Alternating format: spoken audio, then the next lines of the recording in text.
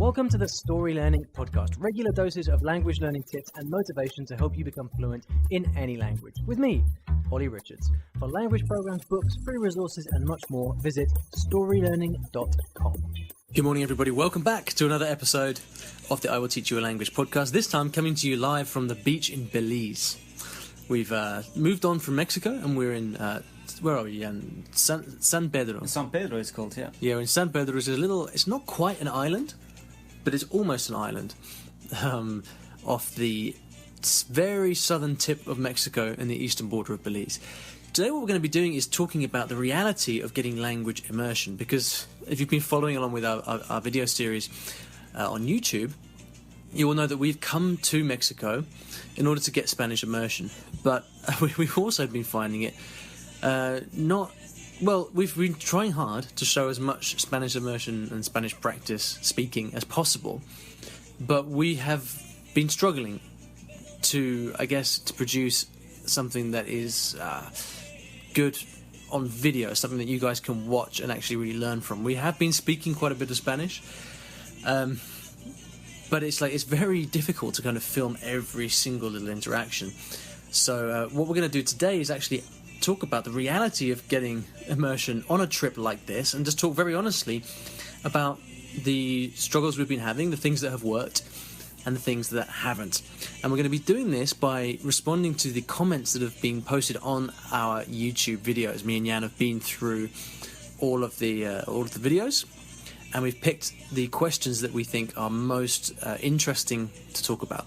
All right then, so let's go through these questions. And the first question was from Christian, and we had a number of questions like this. And he asks, why don't you do the vlog in Spanish? Basically, why don't you just speak Spanish to each other all the time? So, Jan, why don't we just speak Spanish all the time on this trip? Yeah, well, I think there's two reasons for this. I think the first reason is, we actually tried to do it, right? We talked Spanish once we read this comment, we said, okay, you know what, we're gonna try it. And we spoke Spanish for one evening. It felt very unnatural, because normally we only speak in English, of course, and I think once you have this connection with someone in a language, it's very difficult to actually change that language. And how did it feel for you? Because for me, of course, it was very good practice, but I guess you had to be a little bit patient. Do you feel the same? Yeah, I mean, our levels of Spanish are different, and I mean, for me, it's... for me, I have many times spoken Spanish for days and weeks on end, so it's no particular problem for me. But obviously what happens in that situation is that I'm kind of I'm just speaking Spanish for the sake of helping you, right? Yeah. Which is fine. I'm happy to do it. Yeah. But it's just not natural, and we can't. It's not fun. Yeah. And language only has to be fun, right? I think for both of us, when we learn languages, we don't do stuff that's not fun. We always try to do things that we enjoy, right? And that is just not something that's particularly enjoyable. Yeah. And of course, it's fun to speak Spanish for, I don't know, half an hour, maybe even 1 hour. But on the other hand, you're not my teacher, and I don't want you to play this role as a teacher on this trip. I guess that's the main thing. And then another thing is, because he also said, why don't you speak Spanish with each other all the time and add subtitles? Well, we are producing these videos on a daily basis, and it's actually a lot of work it's a bit stressful, to be honest, to put these videos together every day. And if we also have to add subtitles for the whole video, it's also not very... and speak Spanish the whole time. And speak Spanish the whole time, then it's going to be a very intense trip. So yeah, I guess those are the two main reasons, but the first reason is even the most important ones. Yeah, I mean, I really don't agree with this thing of language practice at all costs. I think it has to be fun, and I think that, as someone commented on the videos, the essential problem that we've had on this trip is that we are in the most touristy part of Mexico, or one of the most touristy parts of the world, where people are just wired to speak to us in English, and and people are. Yeah, but I think that has actually been fine, because indeed we did receive a few comments. Why did you guys go to Cancun? Everyone speaks English there. I don't remember that we have spoken English with anyone there. I think we have been speaking Spanish all the time with the locals. So I think that was not the main problem. Maybe the main problem was that we only, we basically only spoke Spanish with the taxi drivers and with the tourist Spanish, with the people in the hotel, of course. Maybe the main problem has been that we have been together all the time, no? Yeah, I mean, for sure, if you're traveling with somebody else, that makes it a lot harder. I mean, Paul Howlett asked, are you both getting a lot of practice speaking Spanish off camera? And I think we were. I mean, we just didn't get the camera out every time we were in a taxi or we were ordering food, because we just didn't think it was interesting, number one. And then number two, it's also difficult to record the audio. If you're in a taxi, you have to record the audio separately, and it's, just logistically, it's a real pain, because for obvious reasons. But also, I think here, in other places that we've been to, I remember when I went to Argentina, and I know you've had the same thing in China, in those places which are not extremely touristy, it's actually quite easy to meet locals. Yeah, to meet locals. Maybe that's it. To meet locals, and because here what happens is that everybody, you are basically an ATM to people, right? You're a tourist who's got money. That's true. And it's very difficult to actually speak to somebody on a neutral level. Yeah, I agree there. And of course you had that experience in Argentina, I think also in Brazil. I had that experience in China. People were curious. They, not just because I was a tourist and they wanted my money, but they were curious. I did speak a little bit Chinese. They're just curious, interested in you as a foreigner in general, and that way that makes it much easier to make local friendships. Whereas here, nobody's interested in you as a person, because they're surrounded by tourists every single day. So yeah, I think the situation, our choices in coming to this part of Mexico to be immersed in Spanish, that was probably the wrong choice. But even, I wonder if we had gone to another place like deep inside of Mexico where no tourists are, and we would hang out with each other all the time. Don't you think that we would have had the same problem? I'm not sure. Maybe. The question is, how do you really get language immersion? So what I did when I was in China, as I mentioned a few times in the videos on our channel, is I was basically dating girls, and I think that really helped, because they didn't speak any English, and I basically had to speak Chinese all the time, and that was real language immersion for me. Of course, it was not only dating girls, but because of meeting these people, you start getting more local friends, and afterwards I also built friendships with male friends, and I was still speaking Spanish all the time. So you do not necessarily Chinese. Chinese, exactly.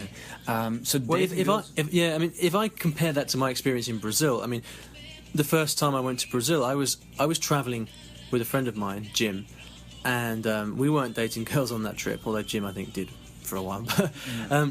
But we got a lot of Portuguese practice there, because what would happen is we would travel, and people, like you said, they would just be interested in it. We'd be on the beach, and then local people would come over and we'd start chatting. They didn't want anything; they just wanted to practice and they just wanted to get to know us, and they were curious.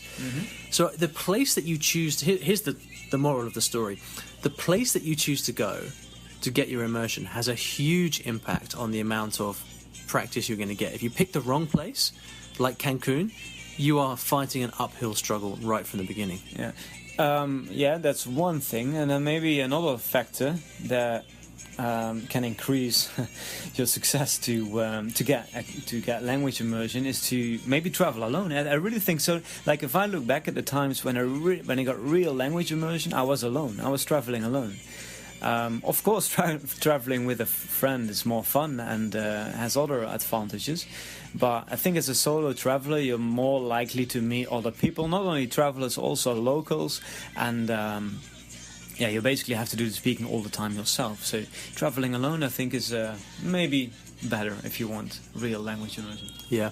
Now, at the end of day 6, a video on day 6. There was one moment on the video which we decided to keep in because it was kind of real, and I'm just going to play this to you here for a second so you can hear what happened.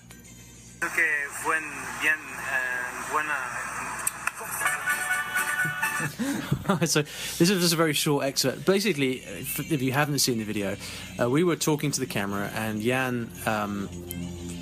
Well, what happened? I wanted to say something in Spanish, of course, in front of the camera, and I messed up. I got stuck. I didn't know what to say. I forgot the word for, I don't know what it was exactly, but I got really frustrated, and yeah, well, everyone can see that on camera, and I basically quit, and I wanted to shoot it over again. But what I didn't know is that you actually used that footage in the video.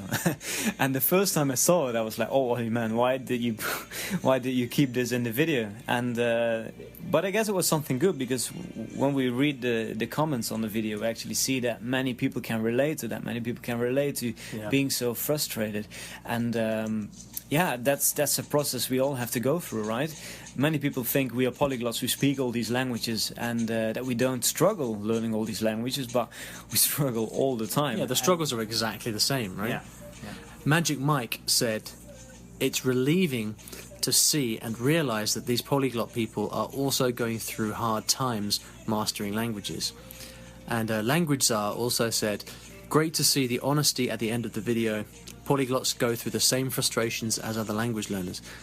And it's absolutely true. I mean, I guess because we spend our time with languages, it's natural for us to tend to want to show the good bits. Yeah. Right? But, you know, you can't learn without going through all kinds of mistakes. And the... although, yeah, I mean, I would say that, like, you've been speaking a lot of Spanish on this trip. I mean, I think people probably don't see that in the videos necessarily. Yeah. But you've been speaking a lot of Spanish, and you haven't been getting... I haven't seen that frustration coming out. It's something I think that probably just happened on camera. Yeah, I think that's it. If, you know, when we are on camera, or especially when I speak Spanish on camera, I feel more pressure. So I really feel that I have to say everything correctly, that I have to speak Spanish correctly, and that didn't really work that day. So I guess that's another reason. I mean, you know, we all get frustrations, but yeah, on camera I guess the frustration was just a little bigger than normally. And to be honest, there are many clips that you'll see in our videos that we recorded 2 or 3 times because we wanted to say something and then we either got distracted or we said something that was just really boring. You know, there is a balance to be struck between being spontaneous and then actually making something that's interesting for the video. Paul Howlett asks, how much is it costing for you to travel? Just a rough guesstimate per day. Yeah, how much have we spent? I'm not so sure. I think, like, including transportation, hotels and food, in Mexico, Belize here is a little bit more expensive. I think in Mexico we paid probably around like 50 or 60 euros or dollars a day. What do you think? I mean, there's a big difference. It depends. We tend to stay in fairly cheap places. Not like that. We don't stay in hostels, but we stay in, you know, cheap hotels. And we are paying anywhere from, I mean, the place that we're currently in now, we're paying, what is it, $50 a night? Yeah, here it's, 60. $60 a night in total, so that's divided between 2. Yeah. But then when we went to, what was the name of that island? The island, Cozumel. Cozumel, yeah. We went to Cozumel, we paid, I think, $20, $15 or $20 a night in total. Yeah. And then food, we're generally spending about $10 per meal each. For a good meal, for dinner, and then for lunch maybe a little bit less, maybe $7 something. So meals tend to be like between $7 to $10, like good food. And then beers, we have a couple of beers and transportation, but buses in Mexico are relatively cheap, so maybe another $5 per day on average, maybe a little bit more, not so sure. Yeah, I would say like a $50 or $60 per day in Mexico. In total, that's including transport, food. We haven't cooked on this trip, so yeah. I mean, accommodation being the major cost there. Yeah. So the last thing that we want to talk about is a question from Raina. I think that's how you pronounce it. And she says, what would you rate each of your speaking ability levels? And as a follow-up from that, one question from from Iberix, who says, Ollie, when I saw you talk to that waitress, I said, wow, that's the level I want to achieve too. For how long have you been learning Spanish, and what CEFR level do you consider yourself to be? So, Jan, what CEFR level do you believe yourself to be at? Yeah, I asked you the other day, you said A2, but we are... I guess you are a little bit more strict when it comes to judging someone's level in language. I think... Okay, so let's have the description of what a B1 level is.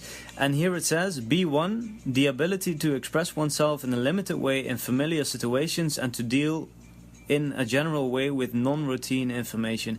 I think I can do that in Spanish. I think that my Spanish speaking is at least a B1.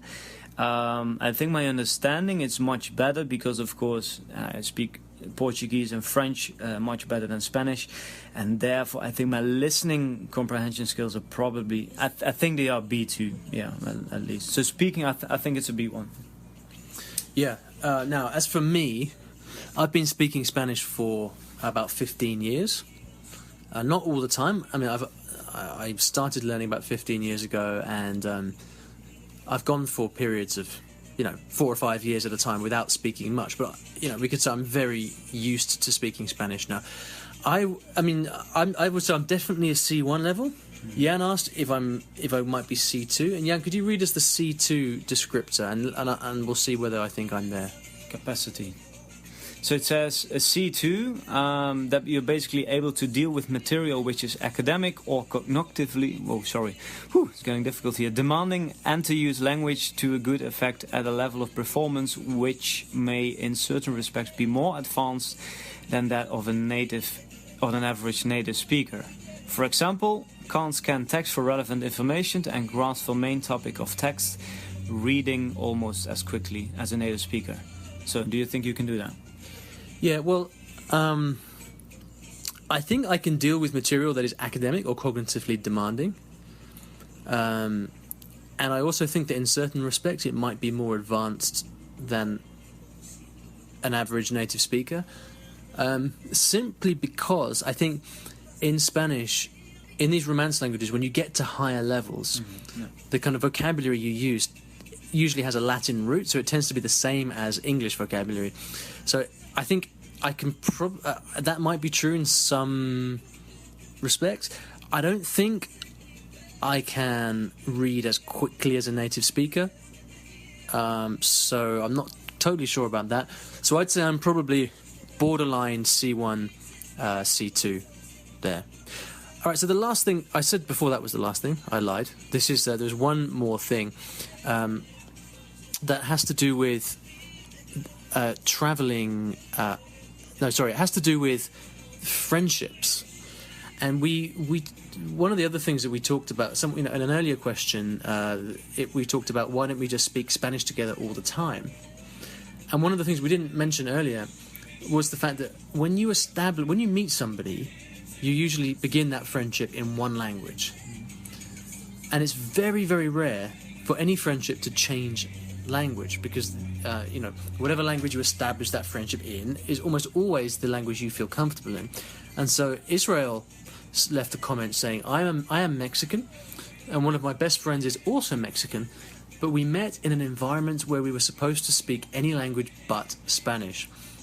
And as a result, there's no way for us to speak Spanish now. It just gets weird. We prefer to speak in English or French. And I mean, that is a very, very interesting point.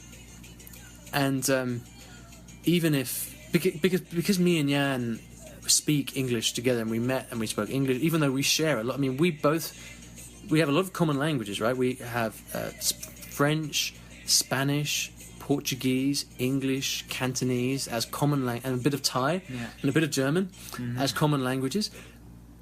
But the only language we will ever be comfortable speaking together in, I think, is English, even though we do sometimes speak French and Portuguese and stuff. It's just for fun, really. I kind of feel that even though we could speak together in other languages, I don't think it would ever be comfortable for us to do that.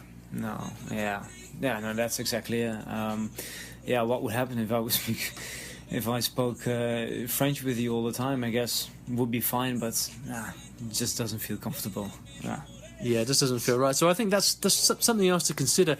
also for you, you know, if you ever kind of, because I know many people have friends who are native speakers of other languages, and they get frustrated because they think, okay, my friend won't speak to me in Spanish or whatever language, won't help me practice, and you can feel negative about that. But actually, it's completely normal, because friendships are established in one language and they remain in that language. I've only met one person who said that they have had their friendship change. And I think that was very interesting, but generally never really happens. All right, so this is the last of the podcasts that are coming to you from South America. We'll be back next week as we approach episode 200, where we've got something very, very special planned. So thank you for listening. I hope you haven't found the last few podcasts to be too boring. I know they're a bit different from usual.